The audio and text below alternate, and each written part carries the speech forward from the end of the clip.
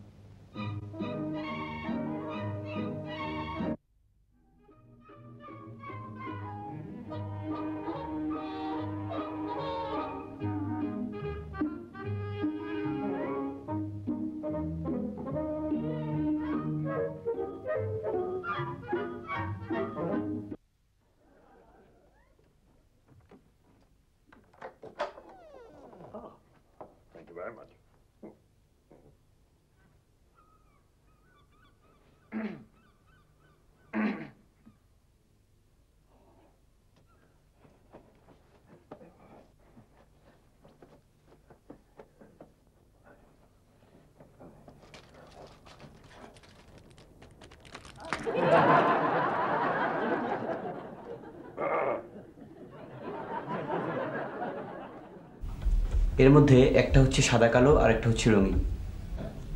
একটা ঘুমতে তাড়াতাড়ি চলাচল করেছে আর একটা আস্তে আস্তে চলাচল করেছে। দুটোর মধ্যে একটিতে কথা আছে, অন্যটিতে কথা নেই। হ্যাঁ, দুটোর মধ্যে একটা প্রধান পার্থক্য ছিল, একটিতে কথা ছিল আরেকটিতে কথা ছিল না। অর্থাৎ একটিতে ভাষা ছিল আরেকটিতে ভাষা ছিল না। একটি সবাক আরেকটি নির্বাক। এই যে মানুষের মুখের ভাষা, এর শক্তি কিন্তু সীমাহীন। রাজপথের স্লোগান, মঞ্চের জ্বালাময়ী বক্তৃতা, মানুষের দুঃখ, মানুষের আনন্দ, মানুষের বেদনা, মানুষের হাসি কান্না সবকিছুই কিন্তু মানুষ ভাষার মাধ্যমে প্রকাশ করে থাকে। তাহলে ভাষা কাকে বলে? আপনারা একজন বলুন। মানুষ যার সাহায্যে মনের ভাব প্রকাশ করে তাকে ভাষা বলে। মানুষ কিন্তু শুধু তার মুখের ভাষার সাহায্যেই মনোভাব প্রকাশ করে না, সে তার মনোভাব আরও অনেকভাবে প্রকাশ করে। একটি মেয়ে যখন নাচে, তখন নাচের মুদ্রার ভেতর দিয়ে তার আনন্দ, তার উচ্ছ্বাস, তার বেদনা প্রভৃতি অসংখ্য মনোভাব সে প্রকাশ করতে পারে। আবার ধরুন না এই আঙুলটার কথা। একজন ইংরেজ এই আঙুলটা যদি আরেকজন ইংরেজকে দেখায়, তাহলে এর অর্থ কি হয়? হয়তো অর্থটা এমন হয়, গুড ওয়ার্ক, ওয়েল ডান, ওকে। আবার মনে করুন এই একই চিহ্ন যদি একজন বাঙালি আরেকজন বাঙালিকে দেখায়, অথবা কোনো একজন লোক তার গুরুজনকে যদি এই চিহ্নটা দেখায়, তাহলে এর অর্থ কি হয়? হ্যাঁ, কাঁচকলা বা আপনারা বলতে পারেন কচু। তাহলে দেখা যাচ্ছে মানুষের আঙুলও কিন্তু মনোভাব প্রকাশ করতে পারে। আবার দেখুন না এই মেয়েটি কি বলছে, আমার বন্ধুর নাম রহিমা।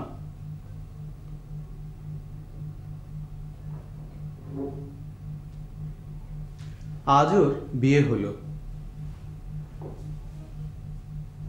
ওরা 3 বোন। সে সবার বড়। সে ট্রেনে চড়ে শ্বশুর বাড়ি গেল। ওর ভাগ্য ভালো, সে সুখী।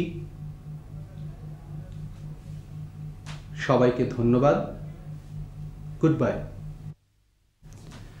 এটাকে বলে সাইন ল্যাঙ্গুয়েজ বা সাংকেতিক ভাষা। বোবারা সাধারণত এইভাবে তাদের মনোভাব প্রকাশ করে থাকে। তাহলে দেখা গেল মানুষ তার মনোভাব হাতের সাহায্যে প্রকাশ করে, আঙুলের সাহায্যে প্রকাশ করে এবং চোখের সাহায্যে তো বটেই। তা না হলে এই গানটা কেন লেখা হবে, চোখ যে মনের কথা বলে। কিন্তু এগুলো সবগুলোই সীমিত অর্থ প্রকাশ করে বলে, অর্থাৎ সীমিত মনোভাব প্রকাশ করে বলে এগুলোর কোনোটিকেই আমরা ভাষা বলি না। ভাষা হলো মনের ভাব প্রকাশের জন্য বাকযন্ত্রের সাহায্যে উচ্চারিত অর্থবোধক ধ্বনি বা শব্দ, যা বিশেষ কোনো মানব সমাজে প্রচলিত, তাকেই ভাষা বলে। যে সংজ্ঞাটি আমি বললাম, এই সংজ্ঞা থেকেই আমরা ভাষার তিনটি বৈশিষ্ট্যের কথা জানতে পারছি। সে তিনটি বৈশিষ্ট্য হচ্ছে: 1. মনের ভাব প্রকাশ করে। 2. বাকযন্ত্রের সাহায্যে উচ্চারিত অর্থবোধক ধ্বনি বা শব্দ। 3. কোনো মানব সমাজে ব্যবহৃত। ভাষার সংজ্ঞা এবং ভাষার যে বৈশিষ্ট্য আমরা জানলাম, সেখান থেকে একটি শব্দ নিশ্চয়ই আপনাদের কাছে একটু নতুন মনে হচ্ছে।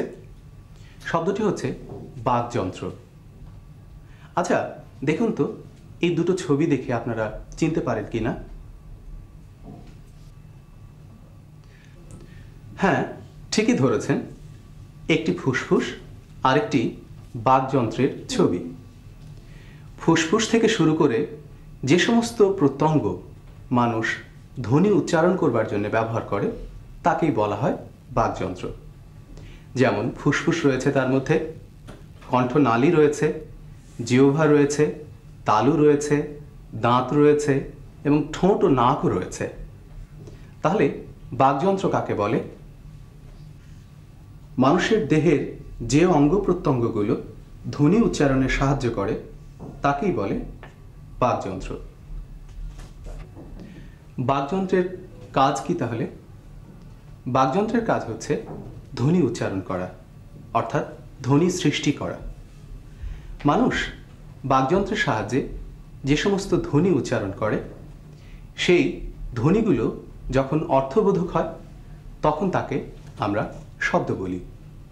যেমন ম এই ধ্বনিটির সঙ্গে আকার যুক্ত করলে মা হয়, এটি একটি শব্দ। তাহলে কি দাঁড়াচ্ছে? মানুষ বাকযন্ত্রের সাহায্যে তৈরি করছে ধ্বনি, সেই ধ্বনিগুলো অর্থপূর্ণ হয়ে পরিণত হচ্ছে শব্দে, এবং শব্দগুলো একটি বিশেষ নিয়মে তৈরি করছে বাক্য এবং সৃষ্টি হচ্ছে ভাষার, যা মানুষের মনোভাব প্রকাশের সবচেয়ে বড় এবং শক্তিশালী মাধ্যম। পৃথিবীতে প্রায় ২৫০০-এরও বেশি ভাষা প্রচলিত আছে। তাদের মধ্যে বিখ্যাত হচ্ছে, অর্থাৎ অনেক লোক কথা বলে এমন কিছু ভাষা হচ্ছে ইংরেজি, জার্মানি, ফরাসি, চীনা, জাপানিজ, হিন্দি, উর্দু এবং বাংলা তো অবশ্যই। এমন কিছু ভাষা পৃথিবীতে রয়েছে যেগুলো এখন আর পৃথিবীতে প্রচলিত নয়, অর্থাৎ যে ভাষাগুলোতে এখন আর কেউ কথা বলে না। যে ভাষাগুলোতে এখন আর কেউ কথা বলে না কিংবা কখনোই বলতো না, সেগুলোকে আমরা বলি হচ্ছে মৃত ভাষা। হয়তো সেগুলো শুধু ব্যবহৃত হতো সাহিত্য লেখার জন্যে। আর বাংলা ভাষাতে সারা পৃথিবীতে প্রায় ২০ কোটি লোকের মতো কথাবার্তা বলে। আমার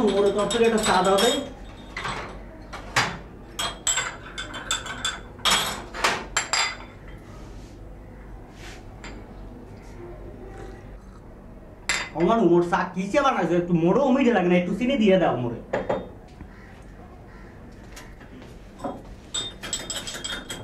দই মিচি আর এক কাপ চাল হারা আজকে যে হারা যে গরম পড়ছে চা খাওয়ালে আর যে গাড়ি ঘোড়া জাম রাস্তা পাওয়া হয় জানা হালা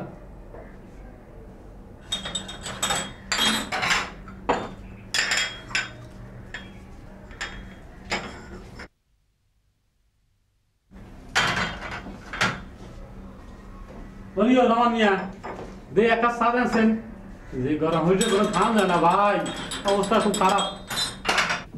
এইমাত্র আপনারা তিনজন লোককে কথা বলতে শুনলেন। এদের একজন বলল ঢাকার আঞ্চলিক ভাষায়, অন্যজন নোয়াখালীর এবং আরেকজন বরিশালের আঞ্চলিক ভাষায়। চট্টগ্রামের একজন লোককে যদি বলা হয় গড়িয়ে গড়িয়ে দরিয়ায় পড়েছে এই বাক্যটি বলবার জন্যে, তাহলে সে হয়তো এরকম বলবে গজ্জে গজ্জে দজ্জে পড়ে গিয়ে গই। লক্ষ্য করছেন যে প্রতিটি অঞ্চলের লোকেরাই এক একটি বিশিষ্ট আঞ্চলিক ভাষায় কথা বলে থাকে। পৃথিবীর প্রতিটি ভাষারই দুটো রূপ রয়েছে।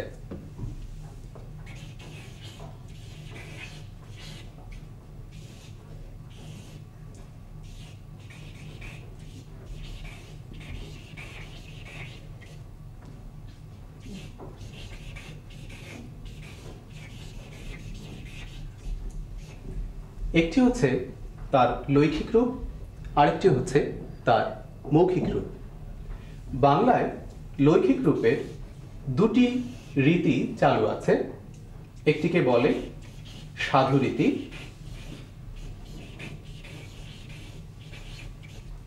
আর অন্যটি হচ্ছে চলিত রীতি।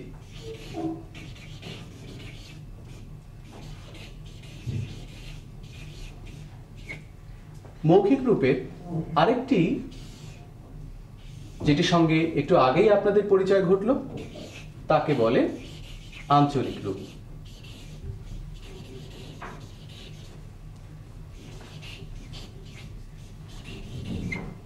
ভাষাবিজ্ঞানে এই আঞ্চলিক রূপটাকেই বলা হয় উপভাষা।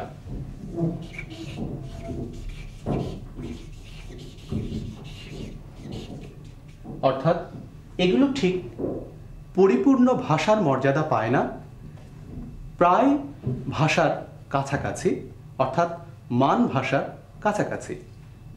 আমি এখন যে ভাষায় কথা বলছি এটিকে আপনারা বলতে পারেন মান চলিত ভাষা, অর্থাৎ এটিকে আমরা চলিত ভাষার একটা স্ট্যান্ডার্ড ধরে নিতে পারি। সাধু ভাষা এবং চলিত ভাষার দুটো নমুনা এখন আমরা একটু লক্ষ্য করি। সাধু রীতি।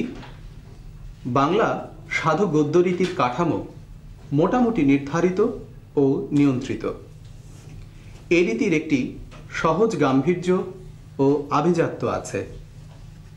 এই রীতিতে সংস্কৃত শব্দের বহুল প্রয়োগ দেখা যায়। এই রীতিতে সর্বনাম ও ক্রিয়াপদের দীর্ঘায়িত রূপ ব্যবহৃত হয়। চলিত রীতি। চলিত রীতি তুলনামূলকভাবে চটুল ও দ্রুত পরিবর্তনশীল। সাহিত্যের ভাষা হিসেবে সহজবোধ্য। এ রীতিতে কৃত্রিমতা নেই, সংস্কৃত শব্দের বাহুল্য নেই, সর্বনাম ও ক্রিয়াপদের সংক্ষিপ্ত রূপ ব্যবহৃত হয়। আচ্ছা, আপনারা কেউ কি বলতে পারবেন বাংলা ভাষায় কয় রকমের শব্দ ব্যবহৃত হয়? 5 প্রকার। কেউ কি বলতে পারবেন তাদের নামগুলো? তৎসম, তদ্ভব, অর্ধতৎসম, দেশি এবং বিদেশি শব্দ। হ্যাঁ, আপনি ঠিকই বলেছেন।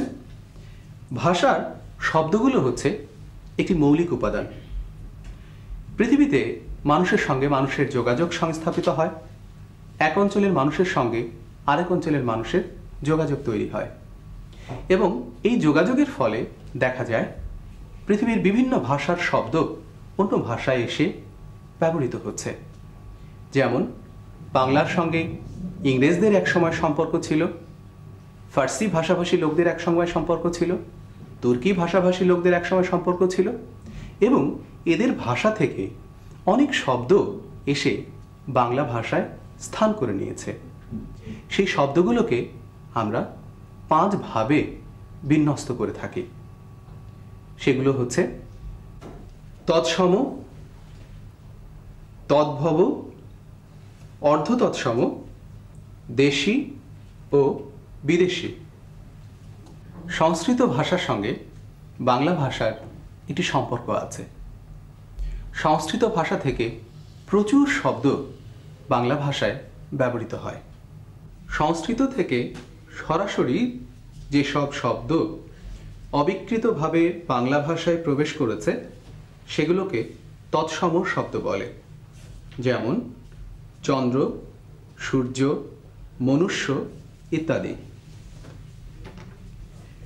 যে সমস্ত তৎসম শব্দ কিছুটা বিকৃত হয়ে বাংলা ভাষায় প্রবেশ করেছে সেগুলোকে অর্ধ তৎসম শব্দ বলে, যেমন গিন্নি, সত্যি, খিদে ইত্যাদি। যে সমস্ত শব্দ সংস্কৃত ভাষা থেকে প্রাকৃত ভাষার মধ্য দিয়ে বাংলা ভাষায় এসেছে সেগুলোকে তদ্ভব শব্দ বলে, যেমন নাচ, কাজ, আজ ইত্যাদি। বিদেশি ভাষা থেকে যেসব শব্দ বাংলা ভাষায় এসেছে সেগুলোকে বিদেশি শব্দ বলে, যেমন কাগজ, রিক্সা, টেবিল ইত্যাদি।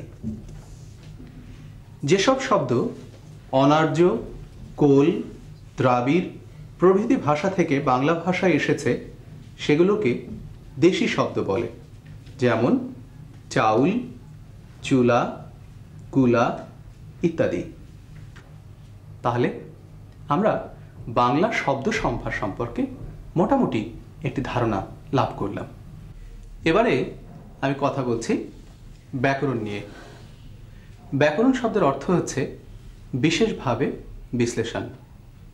কোনো একটি ভাষার আভ্যন্তরীণ শৃঙ্খলা, তার বৈশিষ্ট্য এবং তার বিন্যাস রীতি সম্পর্কে সাধারণত ব্যাকরণ আলোচনা করে থাকে।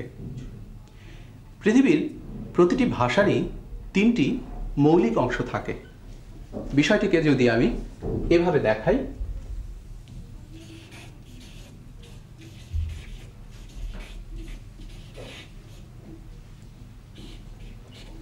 ব্যাকরণ ভাষার তিনটি মৌলিক স্তর, অর্থাৎ ধ্বনি স্তর,